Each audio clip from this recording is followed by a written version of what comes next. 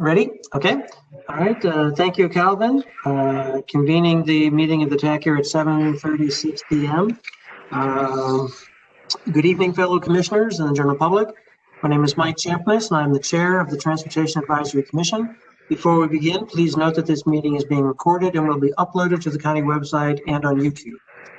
To conduct this meeting wholly electronically and to effectuate both the emergency procedures authorized by new state legislation and FOIA, the Transportation Advisory Commission needs to make certain findings and determinations for the record. It's a bit cumbersome, so I ask you in advance for your patience. First, because each member of the commission is participating in this meeting from a separate location, we must verify that a quorum of members is participating and that each member's voice is clear, audible, and at an appropriate volume for all of the other members.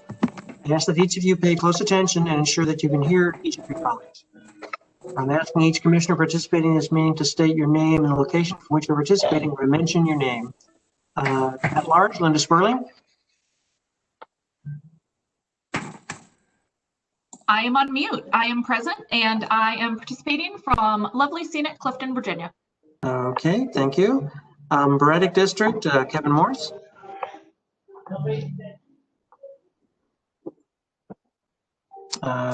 Kevin? Sorry. It keeps... Ooh, you're cutting out, yeah. There's no such thing. Roger, you're either, sorry, Kevin, you're either on mute or your system's cutting out. Shows that he's on mute. He has the red button that's coming on and off. That'll do it. That'll do it. Okay. Drainesville District, Mike Champness, Chair for McLean. I'm here.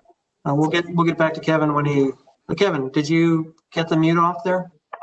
Yeah, I did. It just kept coming back on automatically. But anyways, I'm here from Burke, Virginia. All right. Thank you very much. Hunter Mill District, Kelly Westenhoff. Kelly Westenhoff is calling in from Reston, Virginia. Okay, thank you. Mason District, Roger Hoskin. Roger Hoskin here in historic Falls Church, Virginia. Okay, all right. Mount Vernon District, Pete Sitnick. Pete Sitnick here. I'm in Mount Vernon District in my house. Sounds good.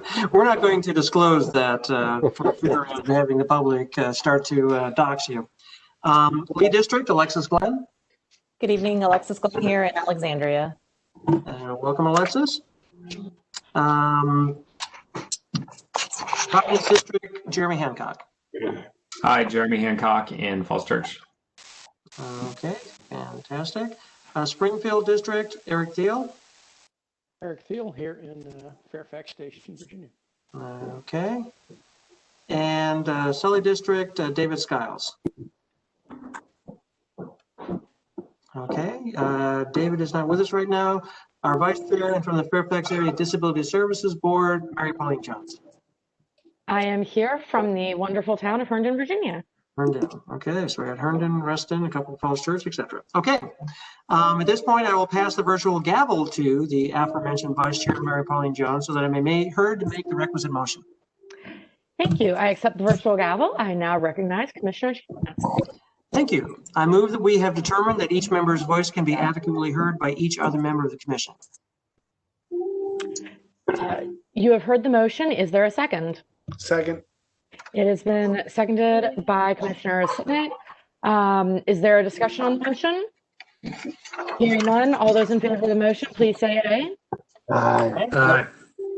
Any opposed, please say nay. Any abstention? Mr. Chairman, the motion is carried unanimously. Thank you very much. I next move that the state of emergency caused by the COVID-19 pandemic makes it unsafe for the commission to physically assemble and unsafe for the public to physically attend any such meeting. I further move that this commission may conduct this meeting electronically through a dedicated audio conferencing line and that the public may access this meeting by WebEx online platform or by calling 1-415-655-0001 and entering the access code 179-976-2279. The phone number for ADA is 711. Access information is also available at the TAC website at fairfaxcounty.gov, transportation TAC meetings. I've so moved. Is there a second? Second. I I believe that was from Commissioner Hoskin. Thank you. Yes, ma'am. Is there any discussion on the motion? Hearing none. All those in favor of the motion, please say aye. Aye. Okay. Any opposed, please say nay. Any abstention? Mr. Chairman, the motion is carried unanimously. Thank you very much. Finally, I move that all of the matters on the agenda previously furnished and posted on the TAC website are necessary for continuity in Fairfax County government and/or are statutorily required or necessary to continue operations in the discharge of the Commission's lawful purposes, duties, and responsibilities. I've so moved. All right, you have heard the motion. Is there a second? Second. Forgive me, I didn't catch which commissioner that was. That seconded that? Mark Thiel. Oh, thank you. Okay, just so we have that for the record. Is there any discussion on the motion? Hearing none, all those in favor of the motion, please say aye. Aye. Aye. Or aye. Any, please say nay. Any abstention? Mr. Chairman, the motion is carried unanimously. Thank you very much. We will now start the tax business per the approved agenda. Let's see, I think I've just got the virtual gavel back here. Oh, yes, virtual gavel. Thank you. I accept the virtual gavel. We'll now start the tax business per the approved agenda. It is now 7:42 p.m. We'd like to start by welcoming the final puzzle piece of the Rogues Gallery that is the Transportation Advisory Commission. Kelly Westenhoff from the Hunter Mill District.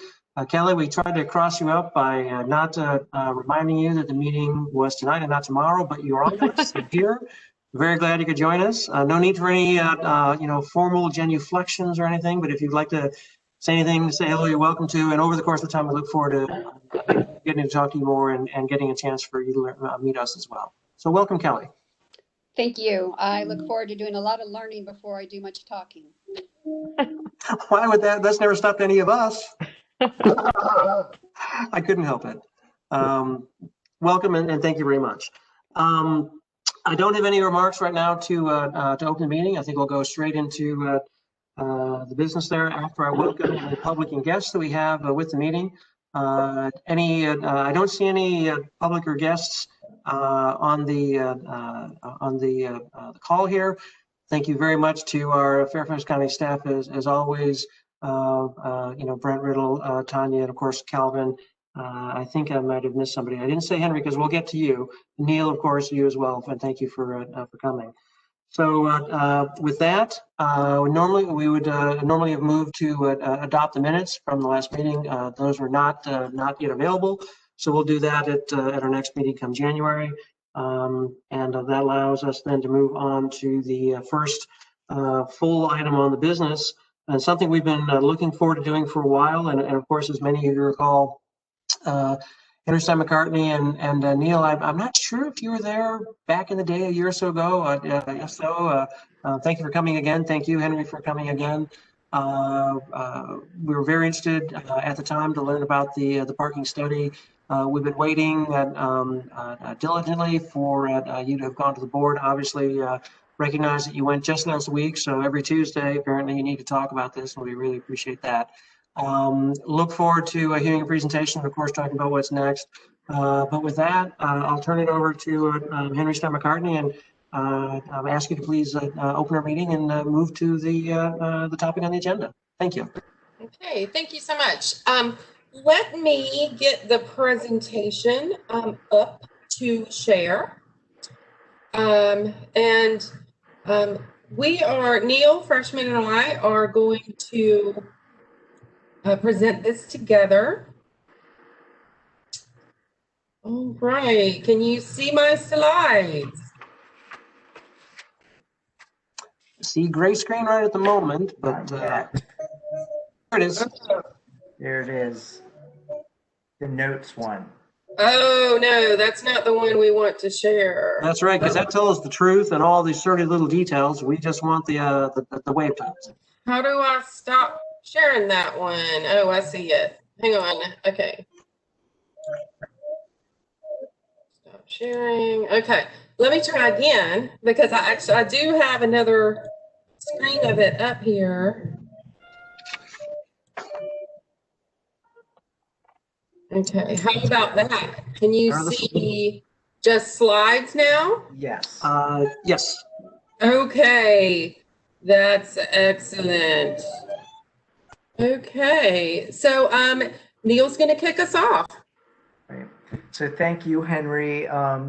As Henry mentioned, I'm going to kick off. I'll talk a little bit about background and the study focus, and then Henry will get into the study details.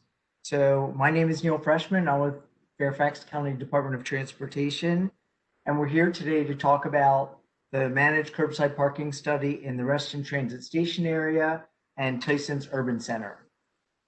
So next slide. As way of background, we received Board of Supervisor approval to study managed parking in Reston and Tyson's. And let me explain what I mean by managed parking. Managed parking refers to restrictions that control how the curb space is used. And this includes elements such as limited time parking, time of day parking, or paid parking. Currently in the county, we have a very limited toolbox of parking restrictions that can be implemented by the Board of Supervisors or by VDOT. To a great extent, parking is either allowed or not allowed on our streets. We do have some restrictions on size of vehicles in residential areas. We have residential parking zones and community parking districts, and we also have overnight parking restrictions. But generally, most on-street parking in the county on the public roadways is uncontrolled. We've been working with a parking consultant on this managed parking study, and this study is actually just the initial step. We still have a lot of work to do to implement managed parking, and Henry will be discussing some of those steps in a moment. Our goal today is just to update you on the results of the study to date. So let's look a little bit at the study focus. The study focused on Reston and Tyson's because both are undergoing a transformation with a new public grid street system. And these streets will serve mixed-use development in the adjacent parcels where parking space turnover will be important. And although the focus of our study was on the grid streets, we also did look at existing public streets. Curbside management has advantages for a variety of users. In both areas, there are and will be parking for metro commuters, employees, and customers of local businesses, residents of multifamily buildings, and also parking for commercial vehicles. There are several benefits that we see to effective parking management. This includes supporting transportation demand management goals, promoting parking space turnover, especially on streets with high parking demand, and also possibly providing revenue stream that can be used for parking programs if we decide to implement paid parking. Developers also see the benefits of managed curbside parking. We at FCDOT have received multiple requests for time and paid parking on public streets by developers, but those are parking tools we don't currently have in the county. Our work throughout the study has actually looked at the policies, authorities, and ordinances that would be needed to implement managed parking, and also to prepare a roadmap forward that the county can follow to create and implement curbside management plans. We'll show you an example of a plan in just a bit. Neil, During this, why don't we have those tools? Is this one of the degenerate of the Dillon rule, which reserves these things to the state, that we cannot implement those here in Fairfax County by ordinance? No, I think more realistically, the reason we don't have these tools is because in the county, there is not a lot of locations in commercial areas with on-street parking. At least there hasn't been in the past. And again, we only want to do managed parking where it makes sense. We don't want to just do managed parking in locations without high demand because it doesn't serve a purpose then. And we do have the tools we need in residential areas, at least most of the tools we need, such as residential parking districts near transit stations, high schools, and in areas that are overparked.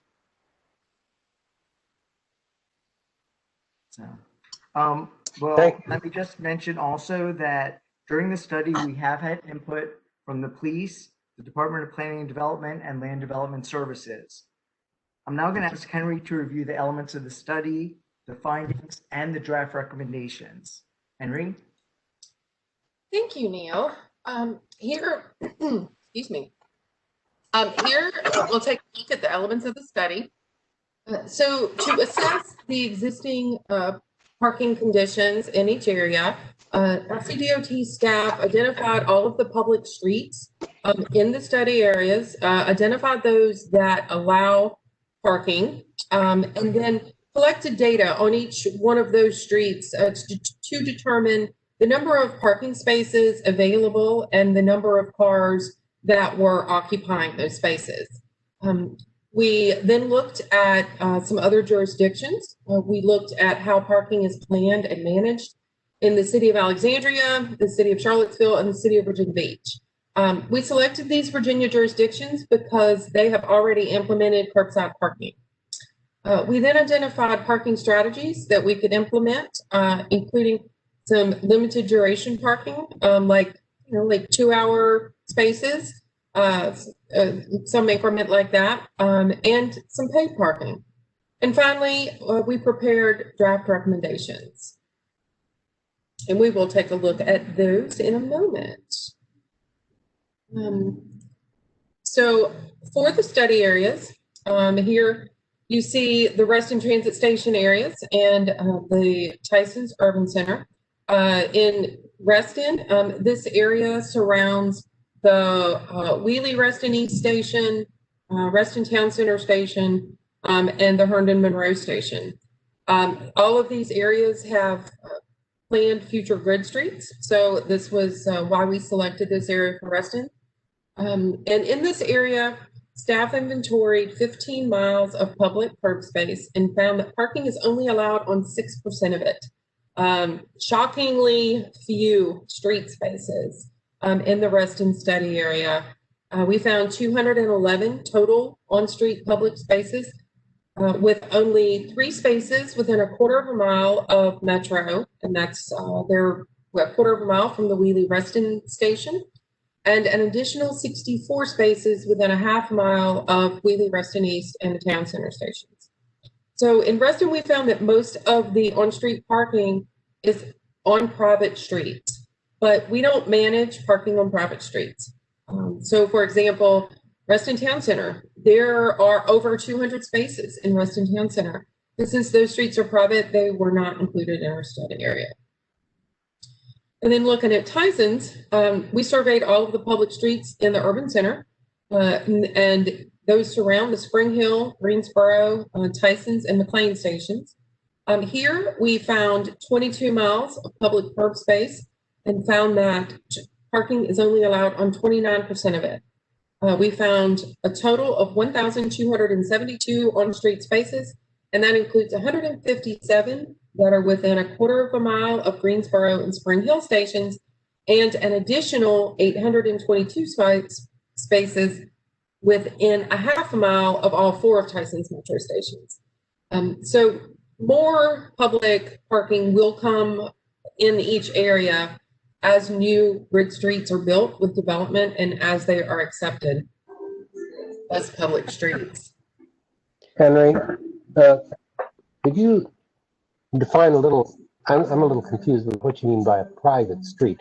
Are these private property in the development, no VDOT maintenance of right-of-way or snow removal or anything, or are they in private residential neighborhoods? There are a lot of streets that are private streets that are for commercial purposes. So throughout the county and including in Reston, we find private streets in residential communities. In more planned development or neighborhood kind of situations. We also find private streets in like mixed use development. The streets in Fairfax Corner are private. The streets in Weston Town Center are private. So that's in the Reston area, the majority of the private streets right now lie in residential. But, you know, one example of some commercial private streets in that area is Reston Town Center. I have a question. Sure. When you're looking at Reston, there's two, what we call the VDOT lots that are just across Sunset Hills from the station, from Wheelie Station. Are those included in the parking count? They're not. We are only, in this study, we are only looking at on-street spaces. Okay. Good. So I couldn't figure out how that number was so low if those were included. So that makes sense. Okay. yeah, we're just looking at public street parking in this study. There's not a lot. So no, there's not. I mean, there's more in Tyson's, but more is on the way, though, in each area. And that was really one of the reasons that we're working on this now. You know, we're trying to get ahead of this issue and have some tools that we can use on these streets when they are accepted so that we can address, you know, these issues kind of in a proactive way as new streets are coming in. So let's take a look at our findings. The study found several parking issues in the study areas, primarily in Tyson's. We found that nearly all street spaces on public streets near Metro and new development were occupied with vehicles with low turnover. So we found this condition on Greensboro Drive in front of the borough, on Pinnacle Drive, on Tyco Road adjacent to Adair, which is an apartment tower, Spring Hill Road, and West Park Drive. We found large commercial vehicles that regularly park on Watson Street, West Branch Drive, and Boone Boulevard, where the picture shown on this slide was taken. As a reminder, commercial vehicles in the county are defined by size and weight. So when we are, you know, speaking on commercial vehicles, we are talking about large vehicles here, not, you know, a passenger vehicle that's got some lettering on it. You know, this is large vehicles. So we are finding that some of these commercial vehicles can park for days or weeks without moving. And our staff has received multiple complaints from Tyson's area businesses about commercial vehicles that are parking long-term near their buildings, and they would like for us to do something about that. We also found vehicles parking in travel lanes and in bike lanes on Greensboro Drive, Pinnacle Drive, West Park Drive, and Jones Branch Road, and parking in no parking zones on Pinnacle and Spring Hill Drives. And then finally, we found limited existing public on-street parking in both study areas. Many of the streets are not designed to accommodate parking. I think like, you know, Route 7, you know, of course, you know, that'll never be parked. But, you know, there are a lot of streets in those areas that were never designed to accommodate parking. And then others that do, some of that parking has been restricted by the drive. So now we'll take a look at our what some of our peer jurisdictions are doing. We mentioned that we spoke with the City of Alexandria, City of Charlottesville, and the City of Virginia Beach. So each one of these jurisdictions are already, they've already implemented some form of managed parking. So in the City of Alexandria, they currently have 1,300 paid spaces that they use in combination of multi-space meters and pay-by-cell technology on. They employ third parties to manage their paid parking program, and their police department provides enforcement. The police department reports, though, that they find fitting the parking enforcement responsibilities challenging because they have such a list of responsibilities to the city. So, you know, the time dedication there is challenging for them to cover. In the City of Charlottesville, they have no paid spaces, but they are using some limited duration spaces in their downtown area. They don't currently have a paid on-street program, but they are working on implementing one.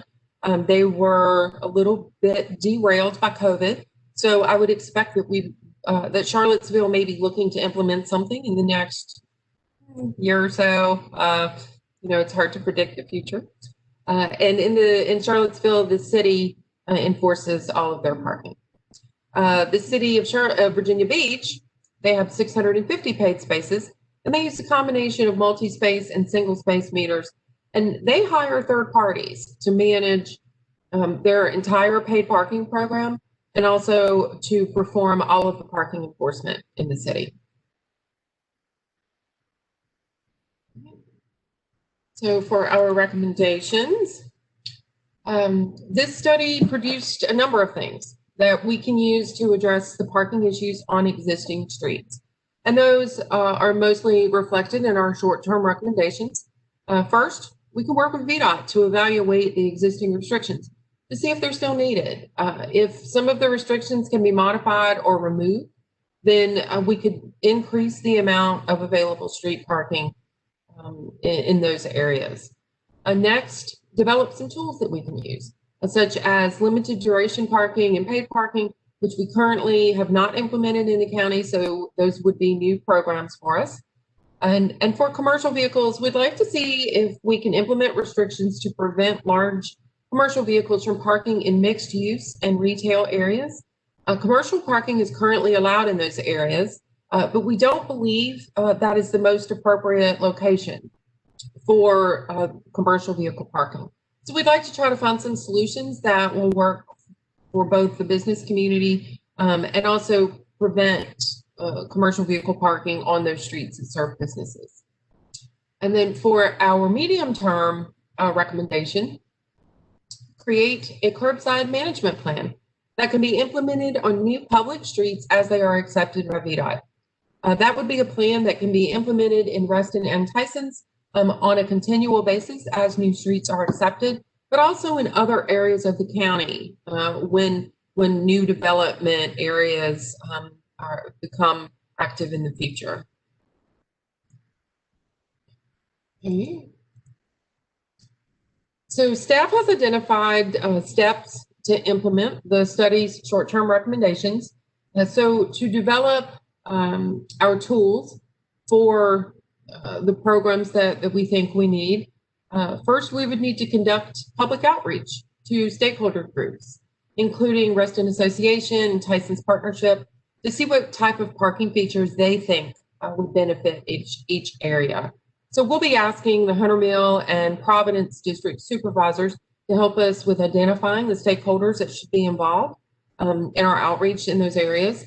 We'll also be discussing with all of the board offices the types of tools that we're considering so that we can get their feedback. And then taking their feedback and stakeholder feedback, we can begin working on some new policies and ordinances to support new programs. And some of the tools that we specifically would need to develop include determining the process of how streets are selected for managed parking, because we don't know, yet how we would select those streets.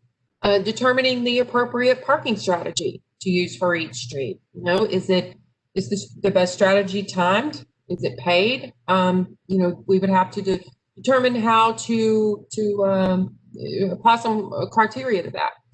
And if we're implementing paid parking, determining how rates would be set. And all of those tools would be included in new policies and ordinances that we could bring to the would bring to the board for approval. So working with the police to determine resources is really an important piece, because we know from talking with them that enforcement of new managed parking programs will be labor and time intensive.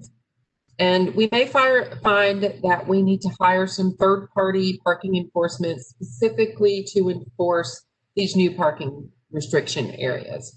In 2019, the Virginia legislature gave counties the authority to use third-party enforcement. So that is an option for us. And then once we've identified all of the resources that we would need, then we could develop a budget and identify some funding strategies, because this is not going to be free in the beginning, most likely. Let's see. And let's now take a little more of a look at our medium-term recommendations. This slide gives a little more detail on that. I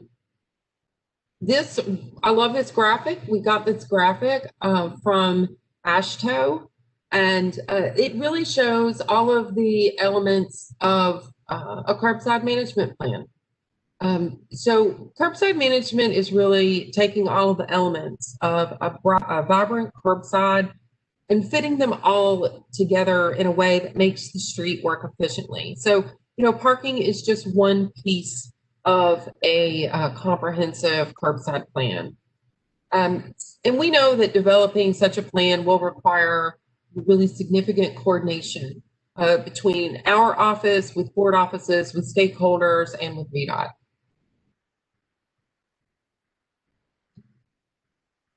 Okay. And then for our next steps, as mentioned earlier, we took this to the board last week, and the board did support us moving forward with developing some tools, writing some new policies and ordinances to position us to implement some new parking features. So from here, we are working on finalizing our study report. We're almost done with that. We'll be very happy when that's done. And then in the new year, we'll begin meeting with board offices and stakeholder groups on the specific elements that we're considering. And then over the next 12 months, we'll begin development of the curbside parking tools that we've mentioned. And we expect to return to the board in late 2021 with some draft policies and ordinances that would be used in this program. So we're happy to take any questions that you have. Henri, it's Kevin Morris from Braddock. I had 3 questions. One on the previous slide there. What is a parklet? Oh, a parklet. Oh no, I clicked out of it. I was trying to get back to it. Hang on, let me get there. Third from the right. Yeah. So let me. Left. Third from the left. Yeah, there we go. I wanted to try to get that bigger. So a parklet is a super cool feature that we've never done anything with here, but Arlington does. And I know that DC does too. A parklet is where you take a parking space and you make a park out of it. I encourage you to Google parklet because there are some very, very cute things that have been implemented in parklets around the country. What it really is it's like a public space area. Maybe some seating, benches, maybe some plants. It's a street feature. It's really just for leisure, I suppose. Okay. Second question was in Reston, Democracy Lane would be a private street? Yes, Democracy is private. Because I was kind of puzzled. It doesn't seem to be, if you're just coming in to do pickup at a retail, I didn't think it was very accessible for that purpose, but that would be on the developers and not the county then if they designed it that way. And the last question I had was one of your early slides that showed the commercial trucks. What was Fairfax County Police Department's response as to why those hadn't been ticketed or towed? And do you have towing capability there? We do. So one, it's totally legal for these vehicles to be parked there. The location that they're parked is zoned commercial. That is the rule in Fairfax County. Okay. Commercial vehicles can only park in areas that are zoned commercial. So the portion, this parking occurs kind of where Boone Boulevard loops around into kind of a Chain Bridge service road kind of situation. So we do have a lot of vehicles that collect on that end of Boone and then going around that curve. If the vehicles are legally parked, not parked in violation of some other parking ordinance, they're fine to be there. We do have a couple of ordinances that could be used in situations that could apply here. That would be one, the fleet restriction that if the police were to find that a business were storing multiple of their vehicles that are registered to the same business on the public street, then that would be a violation of our fleet ordinance. The other ordinance that could apply here would be unattended. So if the vehicles are parked for more than 15 days at a time, the police can go and take some action against them, but they're not looking for those. You know, they have to be reported to them for them to go and address the vehicle. And then after that, then the police monitor it for 15 days.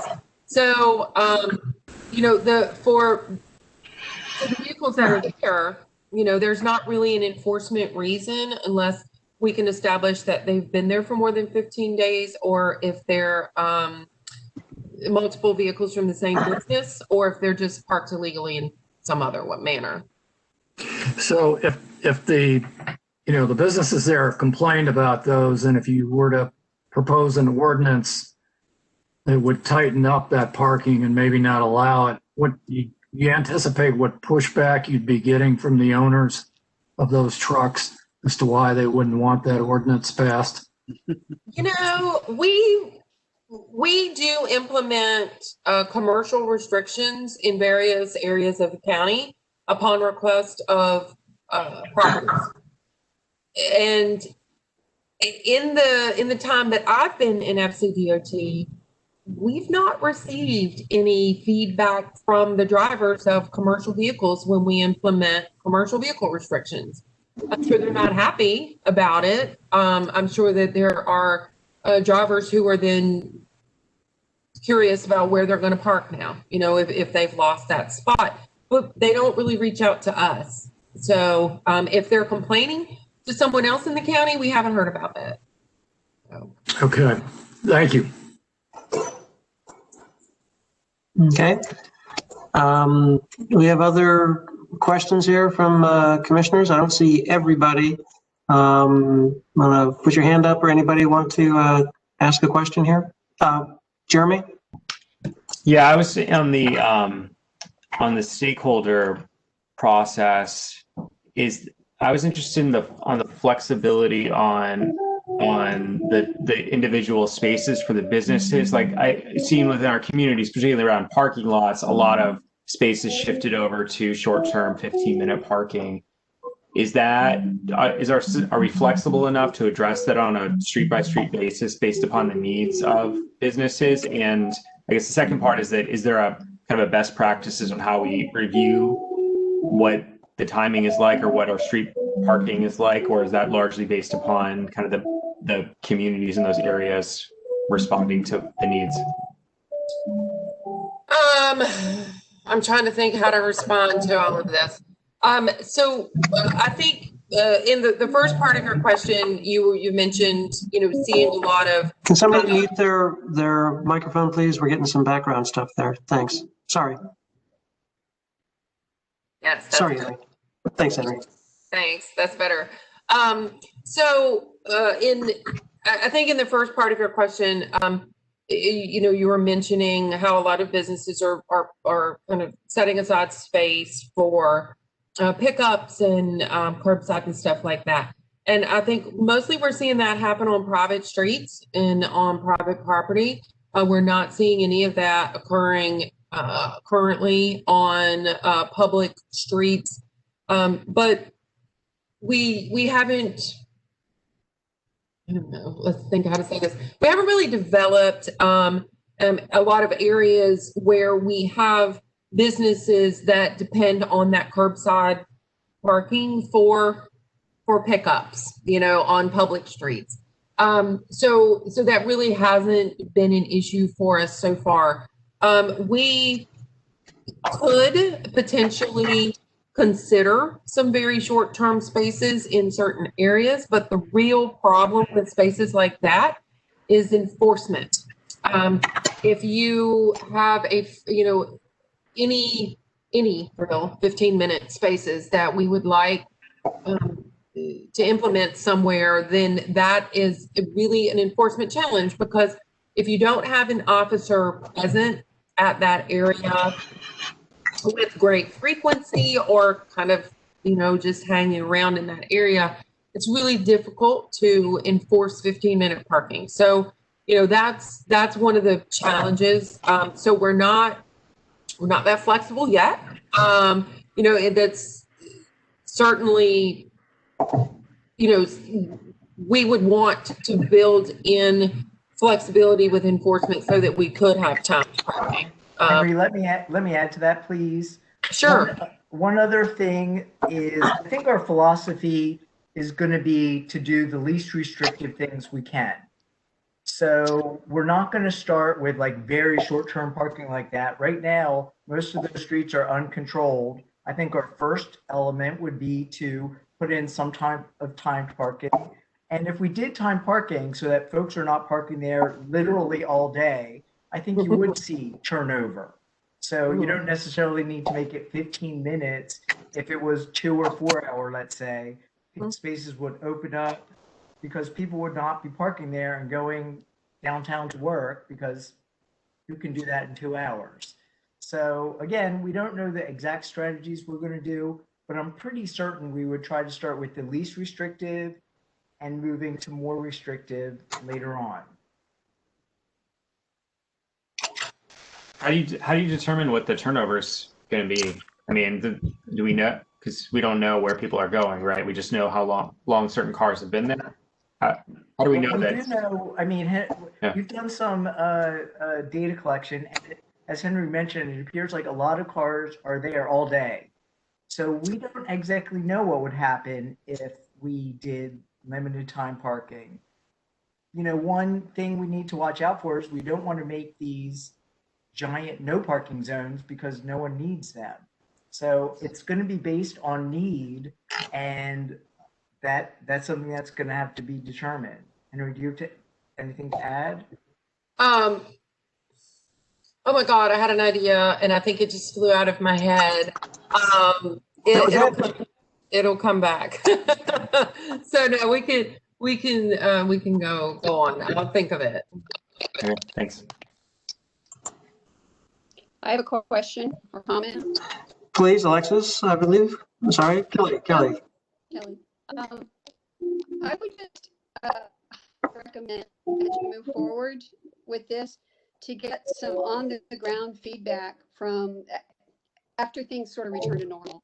But on the ground feedback from bicycle and particularly the pedestrians around Wheelie Station, because there's a huge amount of foot traffic around that station, and if some of it is it's those other streets start to develop, that input from those people is really valuable. More so biking and walking to work in Tyson's, but there are I'm sorry, could someone mute the microphone again? I can't even hear Kelly. Okay. But a lot Thanks, of people Pete, yes. in the Wheelie State definitely on their feet, and where we've had some unfortunate incidents between vehicles turning right on red and pedestrians, it's all been right around the Wheelie Station. And the other thing I might recommend is that you talk with the folks in town of Herndon, because about 2 years ago, maybe 3 years ago now, they implemented some timed parking spaces in the old downtown. And although, Herndon is much smaller than, say, the whole county, there's at least an idea of how the local culture is accepting or not accepting, and how they've had to modify based on that, because that's going to be very similar to the local culture around the Reston stations. This is Mary Pauline. If I could kind of add on to Kelly's statement, since I live directly within the town of Herndon, most of our limited time parking is, we have a few very limited 15 minutes, and those are particularly in front of stores or restaurants that you're not going to spend very much time in. And people seem to be pretty good about following them. They're 15 minutes. So yes, you might have people that are more 20 minutes, but it doesn't seem like they're fully abused. And then we also have on the streets the 2 hour parking. Now, one of the reasons why those seem to be followed, yes, one, we have our own police department that is able to enforce that. But separate from that, we also have the municipal, what we call our municipal parking lot that does not have a time limit, that is near enough that, anyone that is going to be over 2 hours, if they're visiting a restaurant, going out to one of the bars in the evening, if they are cycling on the W&OD trail, they tend to park there. So Herndon has had very good luck with the enforcement, but that, I don't know if that's more a culture of the town of Herndon or how successful that would be in general, but I just wanted to add that on to Kelly's. And that would be really good for the folks at the county who are studying this to watch and see what happens when Herndon loses that municipal lot as the development occurs through there. There's other lots nearby, but that one is primo. So yes. One of how the it develops will be useful, I think.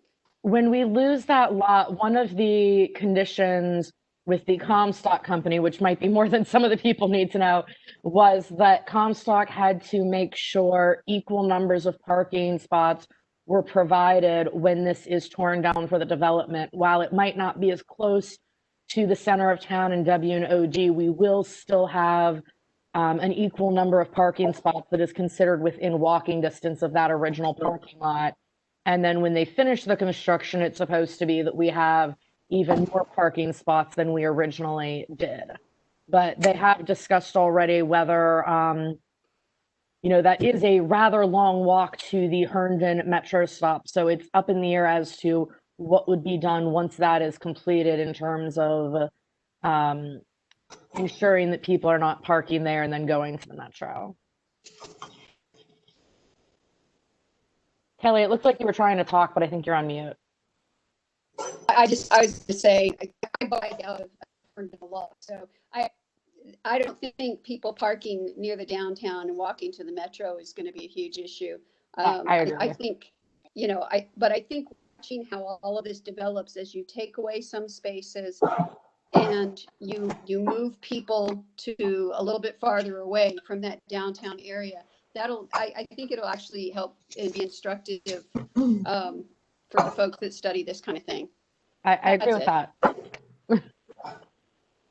Okay. Thank you very much, Commissioner Jones, Commissioner Westenhoff. Do we have other questions? I had one or two I was going to ask, but I wanted to defer to the other commissioners first to give everybody a chance. I had a quick comment. Yes. Sorry about that. That's okay, Alexis. So I do have a few concerns about the enforcement and signage issues, whatever the recommendations end up being. I think, Henry, you mentioned that you don't hear a lot of complaints from the commercial driving community about when a zone or a place where they park goes away. And I think that might be because they don't really, in a lot of cases, go away. They continue a lot and often to continue to park wherever it's most convenient.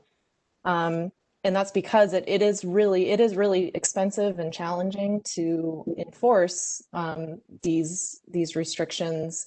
It's time consuming for individual residents or property owners or whomever to interact with the police, to constantly report. And it's not just like, hey, there's someone parking on my street, come ticket them. It's give them a description of the vehicle, give them the license plate, how long have they been there, and then you have 10 vehicles parking illegally on the street, and suddenly you've got, an hour phone call with the police every day to enforce parking. So I don't know what the answer is to that issue, but enforcement, I don't think is necessarily going to solve, or signage saying you can't park here is going to solve some of those problems. So that's just a comment. My question is, I guess when you do end up making recommendations, how do we think that this is going to play out as far as policy? Is this going to be an ordinance? Do you think it's going to be something in the comprehensive plan for future that affects future development but doesn't retroactively affect existing developments? Or how do you see that playing out policy wise? Well, managed parking is already in the comprehensive plan. Okay. For both Tyson's and Reston. So what we are doing here is fulfilling the comprehensive plan language that's been in those plans for quite some time. So that was part of the adoption for the Reston TSA comp plan and also for the Tyson's Urban Center comp plan. Okay.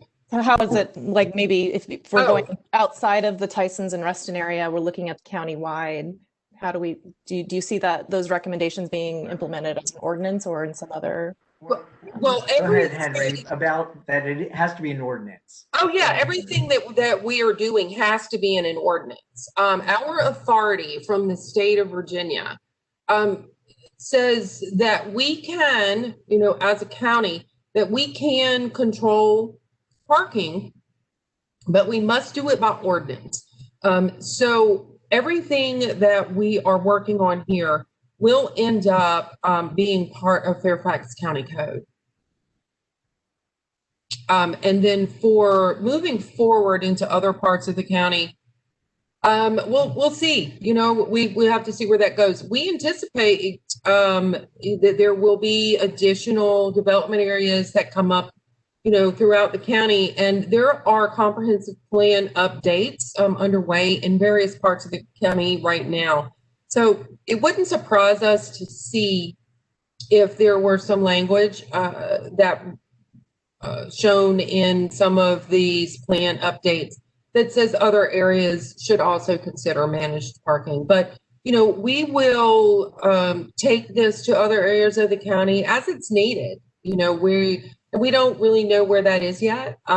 It's really, a lot of it is going to depend upon development and, where there is a need to manage parking. Because as Neil had spoken about earlier, if there is not a lot of demand for parking or a demand to have turnover for your street parking, then it doesn't really make a lot of sense to put a lot of restrictions around that parking. So. Okay, I think I'll go ahead and ask a question. Then we'll wrap it up here in a few minutes. But we'll just comment, Neil and Henry. Very good to hear that the approach is to start with sort of minimum restrictions as opposed to maximum. That makes sense, both politically, aesthetically, all that kind of stuff. I'm very, very glad to hear that. Also, a little additional background for the commissioners. When we first heard about this study, it was not funded. And you had to get some funding from the board for that. So certainly very grateful to the board for providing the funding, and to Tom Bazzani for championing this and taking this to the board and getting some funding there. When we looked at this before, we specifically suggested that the study include curbside management. We see, Henry, Neil, see exactly what you've done here. It makes perfect sense. You got to start where you need to start. And certainly there, the road ahead and the, of including curbside management, and the little picture you've got there, shows that these are all steps in a process, going from where we are now with parking to the kinds of things we need to do in the future. But the thing I wanted to add in, and maybe less of a question, more of a suggestion there, and this is something I hope the TAC can be of some assistance here, is, this obviously is very much related to complete streets. And there's a whole, background on that, Wikipedias and things like that. And Calvin, I'll share that with you here after the meeting, so we can share it with our panelists here and the commissioners. But one of the things we'd like to try and do is look at things holistically, and that was what some of the comments we'd made before. Glad to see you, have been able to do that here, and this is a great, as I say, a great jumping off point for asking and hopefully finding answers for some of these kinds of questions. But the active Fairfax plan also talks about these kind of things. Ultimately, yes, everything's all related because you've got limit number of streets and things like that. But certainly, I think, and I'm starting to shade a little bit into some things we'll talk about here with the offsite and things like that.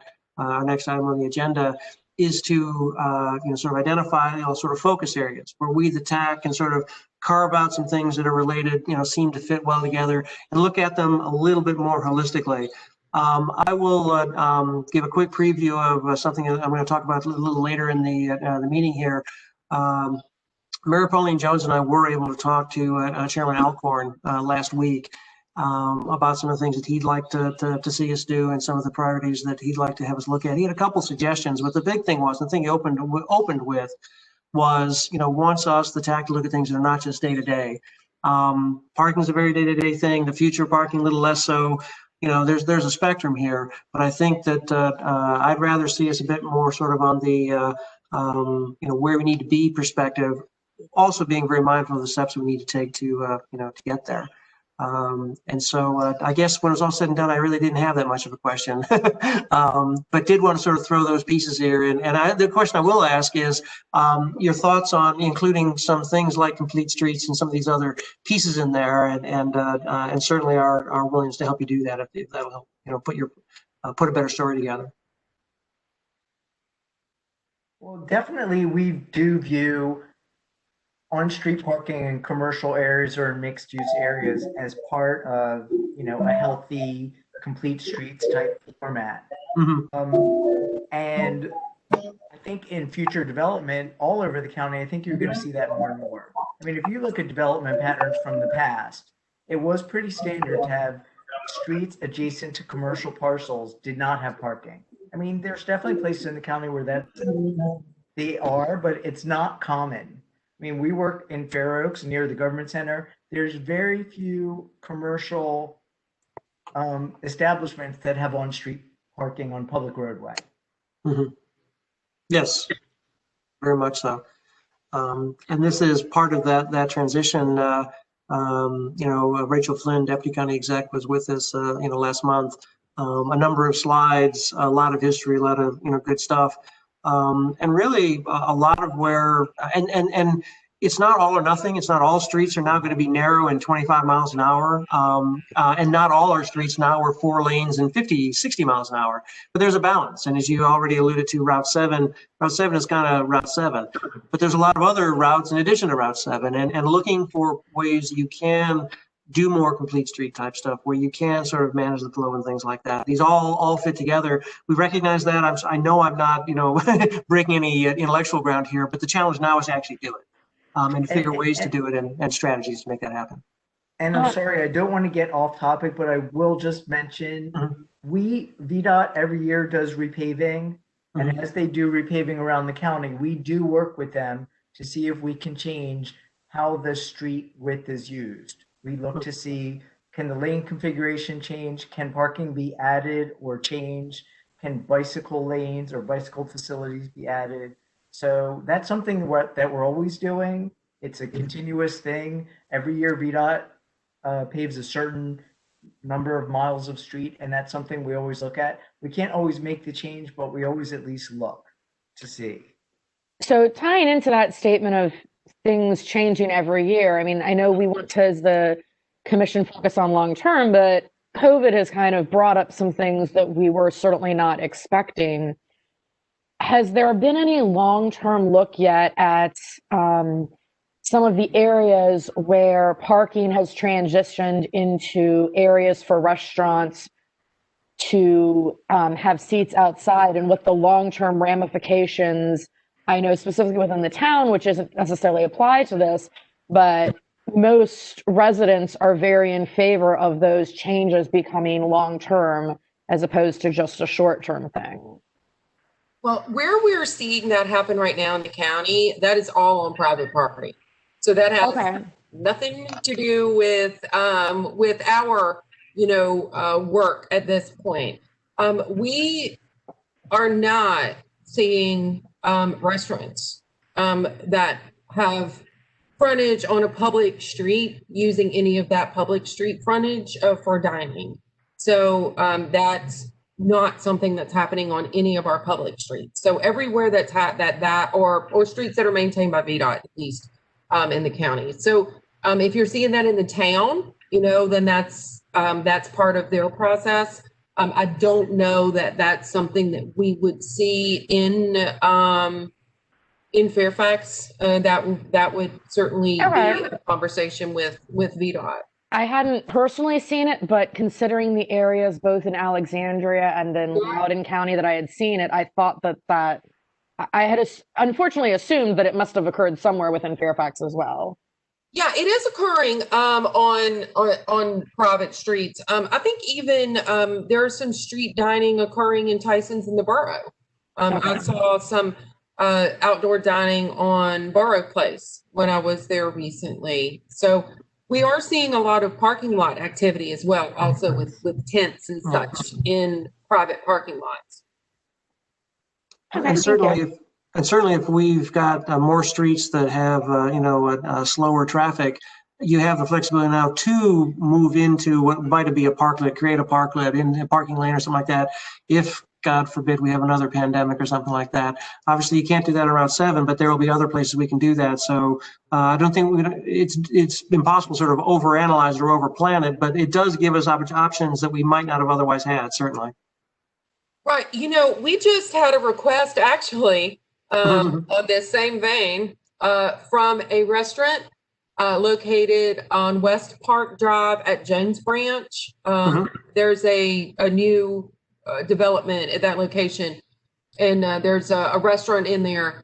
And the owner called us and asked if they could use the street front parking because there's about, I don't know, 10 or so spaces, I believe, at that location. They wanted to put some greenhouses in it to use for outdoor dining. Sounds like Alexandria. Yeah, I mean, cool idea, but on a VDOT road, that's not something that we can, give them a green light for. We certainly encourage them to reach out to VDOT, because that's VDOT's decision. But we felt pretty sure that wasn't going to happen. Well, maybe over time we can help politic a little bit with VDOT, not to presume any outcomes, but who's to say? But that's a good point, Henry. I appreciate that. Okay, are there any other questions here? I was going to ask if we. Yes, Roger. How are you going to estimate this demand for curbside parking? I think one of the things that may change as a result of this COVID, we've seen an explosion in e-commerce that's likely to continue after COVID. So you will have a demand for short-term parking or stops as people drop off and pick up packages.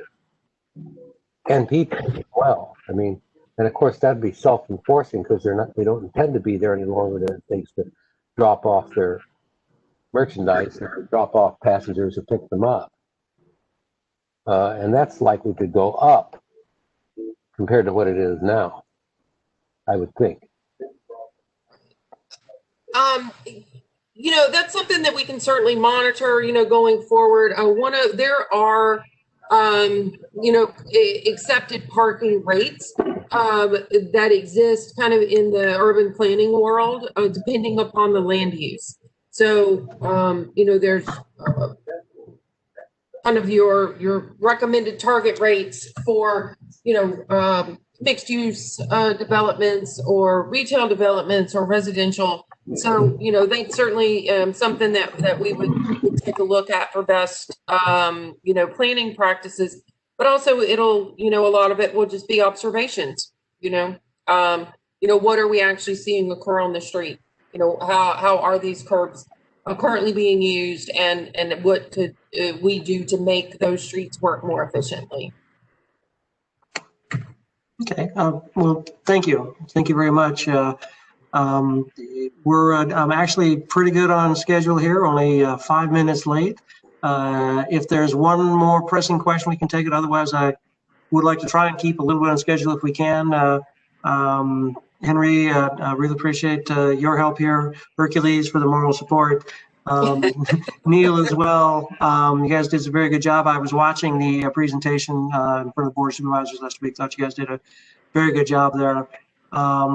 If there's no other comments, we'll let you have the rest of your evening, and we'll move on to the next item on our agenda.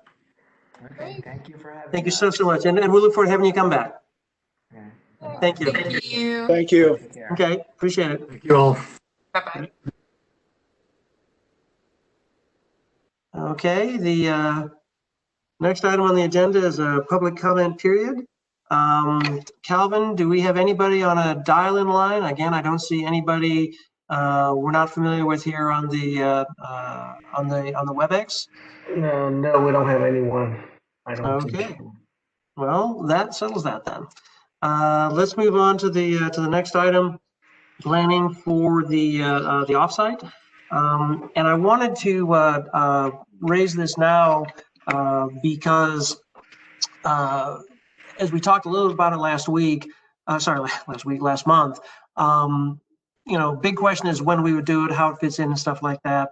One thing, that I would like to be able to do, and I talked with Mary Pauline about this a little bit, is perhaps trying to target getting together as a group, thinking about February. But what I'd like to do, and this is sort of the first time of conversation, but I will, explain a little bit here, is look maybe, and it would be remote, kind of like we're doing here, because come February, I'm sure we're not going to be able to get together in person. But half, 3/4 of a day on a Saturday or something like that. Would like to arrange for some folks to come in and talk with us. As you may have noticed a couple of times, I've invited people to come talk to us as we plan our future activities. Dale Castello from Relay, obviously Tom Bitsani, maybe one or two of the folks on his staff, Rachel Flynn, our deputy county executive. I invited Mary Pauline and I invited Walter Alcorn to come talk to us. He's happy to do so. We can look at others as well. I don't want to turn this into just a string of presentations, but the idea is to sort of get us together to sort of do some a deep dive thinking there a little bit about areas to focus on. One that we've talked about a bit before, relatively recently, but even with some of the new commissioners that hadn't seen it, transportation demand management, teleworking, and things like that. I've been doing some work there, continue to do some work there. I'm not going to, drag the meeting down now to talk about that at this point of the conversation. but certainly that's something we've sort of carved out a little bit, that we can work a little bit separately. Maybe, parking and complete streets is another sort of thing. We've already identified a couple commissioners who has to be liaison, who are liaisons to the trails and biking committee. I'm not looking to come up with the specifics right now, but those are the kind of things I'd like to talk about when we get together. So what I wanted to do was, throw this out here on the table for a little bit and just talk briefly about what commissioners' thoughts are. Yes, whether you're willing to entertain the idea of spending a Saturday, to do this, or most of a Saturday to do this, and some of your thoughts there. When we talked about this before, I said that Vice Chair Jones and I would sort of take the lead on putting the agenda together. But I wanted to have some thoughts. Because there's no point in putting together a Saturday agenda if you present it to folks and everybody pukes on it. So let me open the floor for a conversation. Mary Pauline, I'll see if you want to add anything. You're welcome to. If not, then we'll just open up the floor for comments and questions from our fellow commissioners. Just add a few minor things that if this were to happen, something that Chairman and I had discussed was using a survey to just determine what date would work best for everyone, since this isn't our standard Tuesday night meeting. And of course, setting up a break where we can all get away from our computer screens and not necessarily listen to each other for a period of time, whether that's a lunch or just a built-in break, depending on what time this were set up at. But I do think, especially with our limited times, we already kind of go late enough on our Tuesday night meetings, that the ability to have brainstorm sessions without such of a time limit is beneficial. Thanks, Mary Pauline, appreciate it. I hope somebody has some opinions here, because otherwise we're Pete. Of course, Pete, yes, please, sir. Of course. My opinion is I have no opinion, but yeah. No, I hate to give up any weekend, but I'm more than willing to for this sort of reason. So I'm in favor of it. Just try to keep me awake for 4 hours. That would be good. Well, the scintillating conversation should do it. I Yes. appreciate your openness to doing that. Yes. And I will just say, although sort of obvious, we're talking about a offsite. We could decide to do this next year and do it again if we want to, but this is not something that want to be a yearly thing. It is not every quarter. It's like we do it now for our work plan, and then next year we see if we want to do something like that again. But this is right now to help us get our sea legs, so to speak. So appreciate that, Pete. Yep. So. Yeah, I guess I have a couple thoughts. Okay. I'm glad we're doing it soon. I think that's important that we just get with it. I think it is important task for us all to get together. I would prefer not I would prefer to have more discussion rather than presentations, because I think that we have that opportunity here. And I think I haven't been around that long, but I think we tend to focus more on the presentations rather than the discussion. And so I think the offsite provides the opportunity to flip that and start thinking about within these buckets of interest that we all have, or within priorities of the county, where are the areas that we can be provide that advice that we're all put here to do. And so I think, it needs to be very structured if we're going to spend that much time on it, and, figure out a way to organize it, but then to, whether we need to discuss it here about what the clear outcome is when we're out of that. I don't want 4 hours of just kind of a freewheeling discussion, but a very clear thought process on where is the desired outcome. If the desired outcome is the. Sorry, Jeremy, you unfortunately just went mute. Yeah, I'm using my hands and I hit them. You got all excited. Good. Anyways, I think you get my points. We just need to know what we're getting into and the outcome.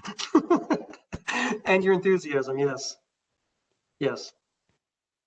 And I think that is something planned. I think that as Mike had kind of alluded to earlier, the only reason we don't have a more formal agenda for this right now was to make sure that there was going to be enough people willing to participate before we put that specific agenda together.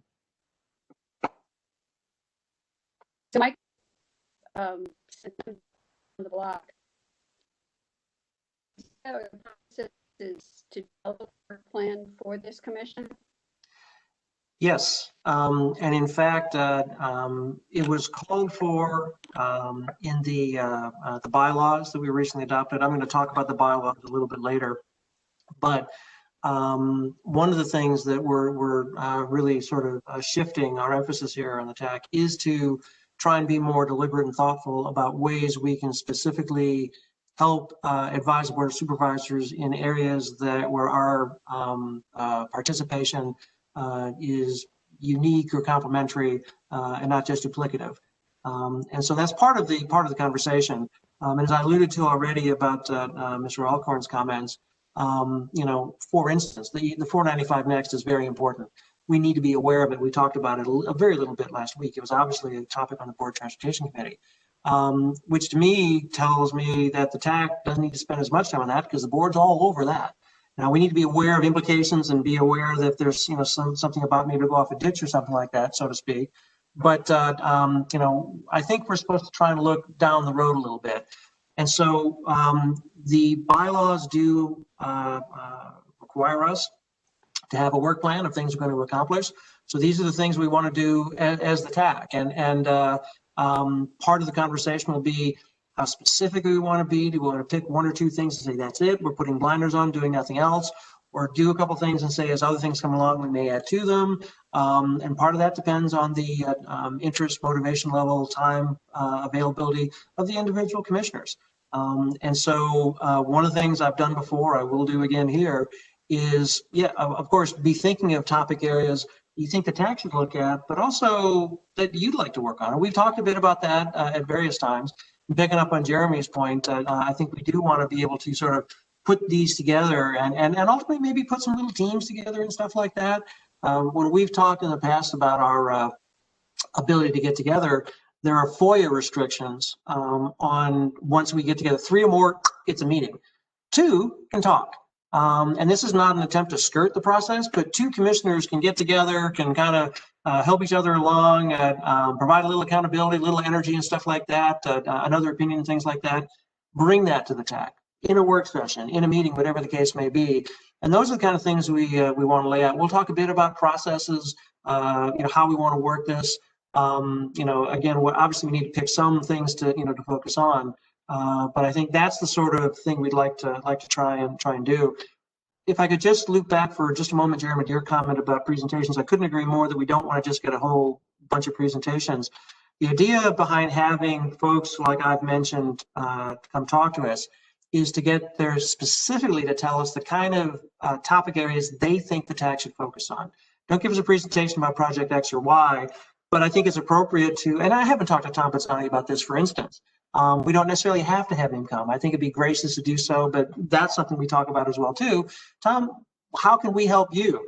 Obviously, Mr. Alcorn, I think it'd be a great opportunity for the TAC, all of us, to get a chance to talk to Mr. Alcorn, engage him in a discussion. And so these are not presentations per se. These are them coming up with some things they'd like us to do, and then we talk about it. And then by the end there, we graciously allow all our guests to leave, and then we figure out what we want to do. I doubt we'll have everything done by the end of the offsite. We'll have action items and next steps that comes out of that. Now, if you've talked to Tom, what are the things he's told you? Well, Tom has not, specifically said, Mike, I think you should work on this or that, or I think the TAC should work on this or that. I think he understands it's ultimately our prerogative to do so. Tom has been the one who's offered the staff support for the offsite, for the work session. So I think he's, certainly will have some observations to make on some things we're looking at. That's not the topic of that's not the purpose of the offsite. I think once we come up with something, Tom is very much one of the stops you want to make to get his, get his views and his perspectives there. I think that, and I certainly don't want to try and put words in Tom's mouth, but he's been very supportive of us coming up with a work plan that we can execute, and as evidenced by his offer to provide some staff support for the offsite for us. Well, does he want us to, come up with, what's the county going to look like in 2040, and then back it out from there, or, because this, is that the kind of thing he's looking for? 5 years, 10 years, 15 years down the road. I would actually say, and I mean it, and I'm going to answer it this way because I think it sort of gets to the point here. This is for us to decide what we think we want to look at. I greatly respect Tom's perspective on an individual basis, and obviously his role as the head of FCDOT. But I think we need to discuss as a TAC whether we want to look at 2040 and work our way back or something like that. And there might be there's a piece of that, certainly.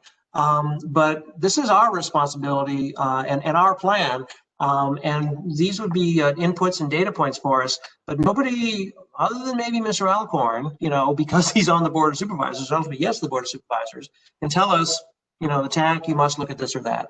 Nobody's done that. We have the opportunity to come to them with the way we think that we can be most effectively help them to inform the Board of Supervisors and to work effectively with FCDOT.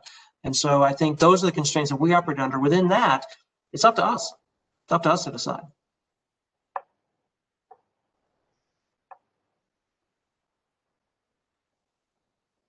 Okay. How do folks feel? And I'm actually going to go through the names here if I need to. I would like to understand how folks feel about, dedicating a Saturday, half to 2/3 of a Saturday or so to do this. We've had, some folks already say that they're willing to do it. The rest of the commissioners, can I sort of get a sense that, yeah, you're willing to do it either enthusiastically or grudgingly?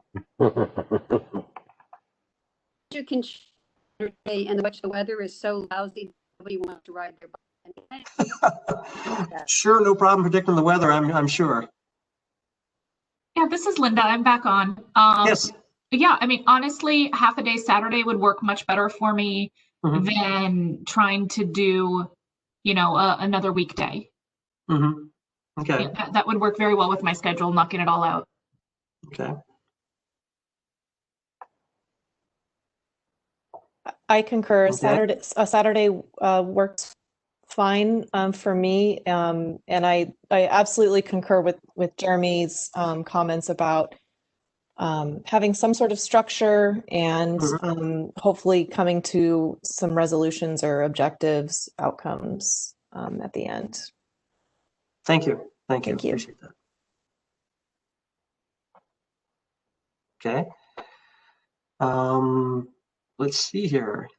Kevin, yeah, I see your face on my screen, so I'm going to call you next. What do you think? Well, Mike, you need at least one naysayer, so I would, yeah, I'd say the Saturday would be a difficult commitment for me.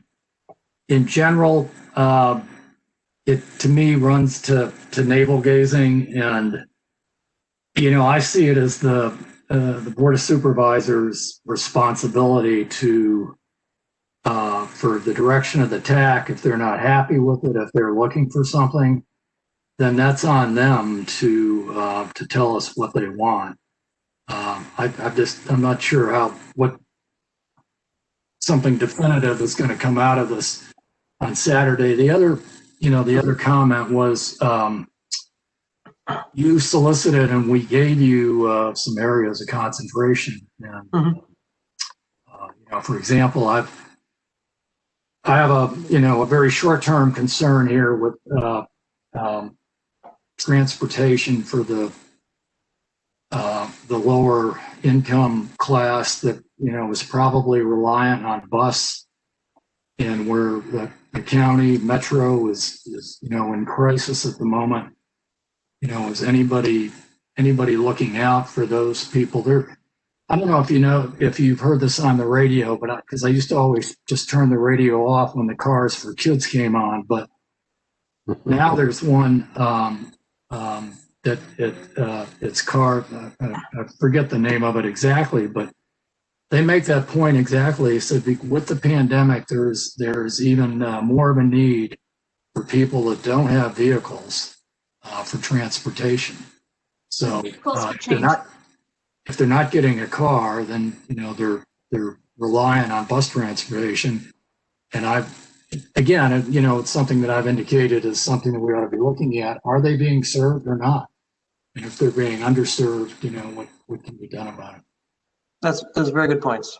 Those very good points. As a matter of fact, I thought about that a little earlier, and I'll loop back to that when we talk about our future TAC agenda items. But no, I appreciate that, Kevin. Yeah, Kevin, it's Linda. I heard the same commercial last week. It's Vehicles for Change, and I agree with you.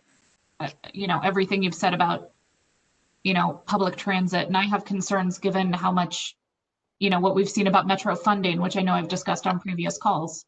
But I think that where we're going to be in Fairfax County with public transit for those who need it is a very important issue. Very, very important. True.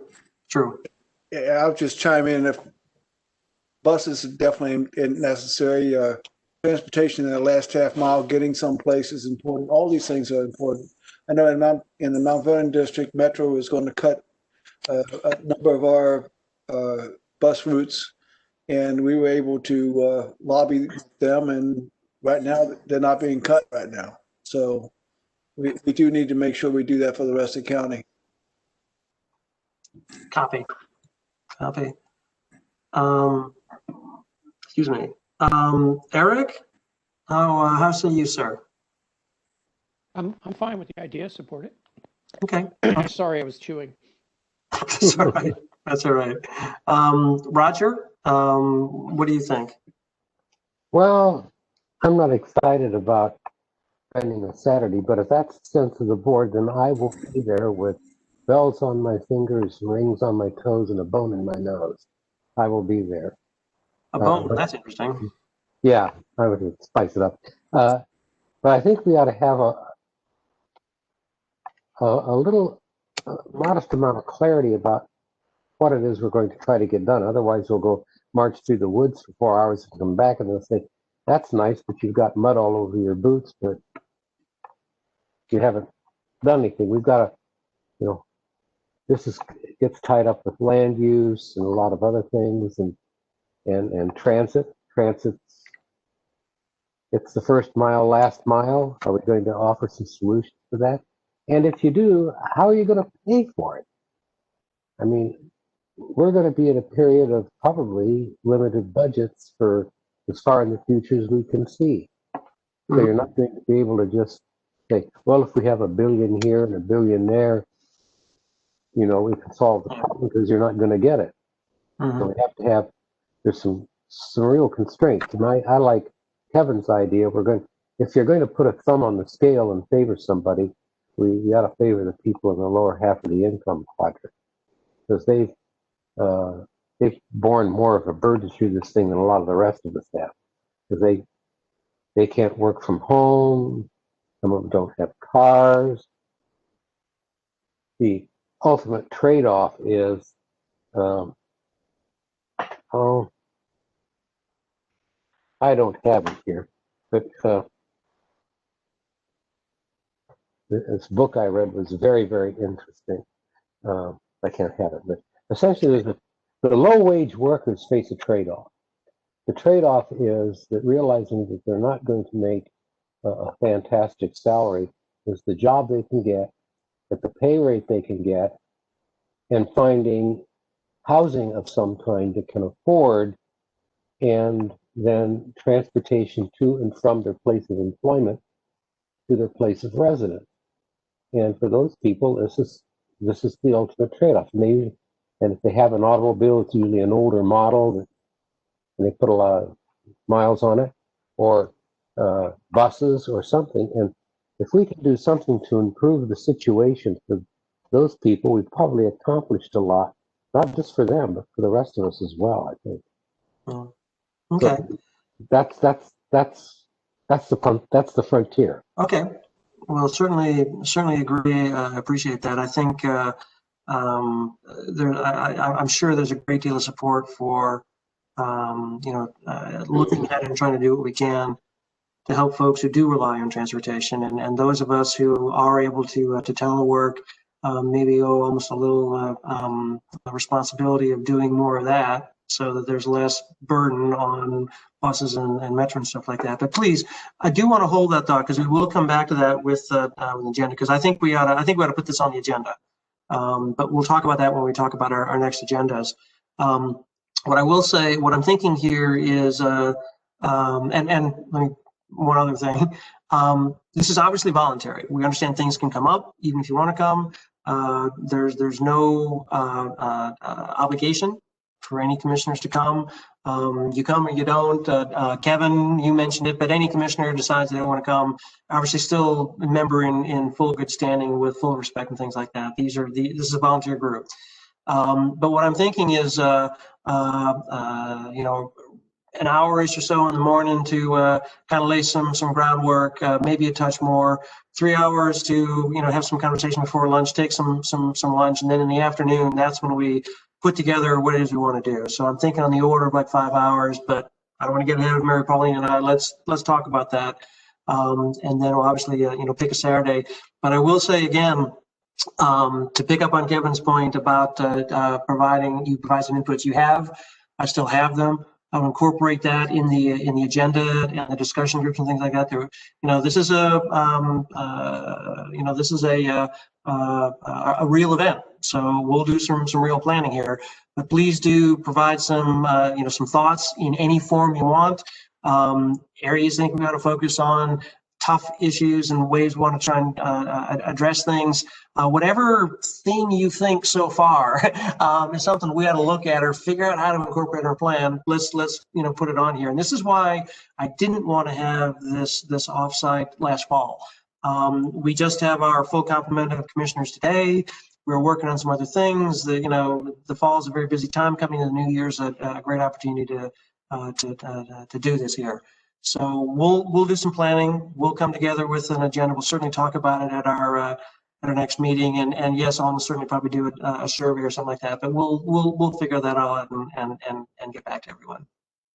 So, any last comments about that before we move on to the next item, we're actually now 5 minutes ahead of schedule, unless somebody has any last comments about the offsite. Just Yes, go ahead. one other quick thing that you mentioned on that the 495, I think it was in reference to Connect with Maryland, that you said the board is all over that, and so we don't need to be. I might disagree with that as well. I think it's a very reasonable agenda item as well, wherever it would fit on our calendar. Just because they're all over, it doesn't mean that we wouldn't have some input that they haven't seen before. That's a fair point.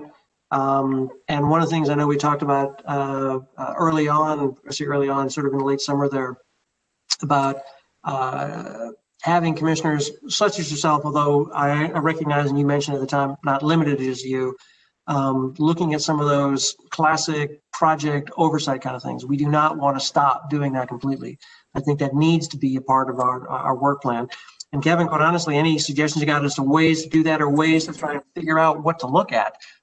It is not your individual responsibility or any individual commissioner's responsibility. But as we see things like this, big projects and 66 and all these other sort of things, we can't turn our back on them. This is part of we've got a lot of things to do. How do we balance it? And that's the kind of thing I want to talk about. But I agree, we absolutely need to keep that on the agenda. Okay.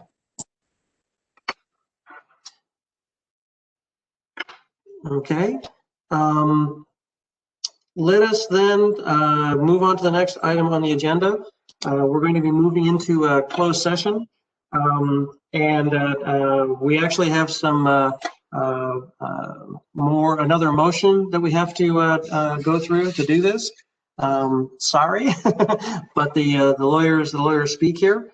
And so I will offer a motion for going into the closed session, at which point we'll turn off the recording device, have our conversation, which should not take too long, come out, and then we'll finish the agenda. So here we go.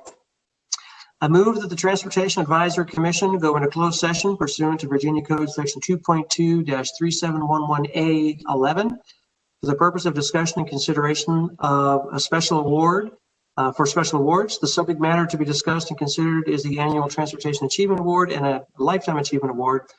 The awards recognize the outstanding performance in Fairfax County through who employees and others who, through exceptional performance, have made contributions which advance or support the objectives of county transportation plans and transportation activities.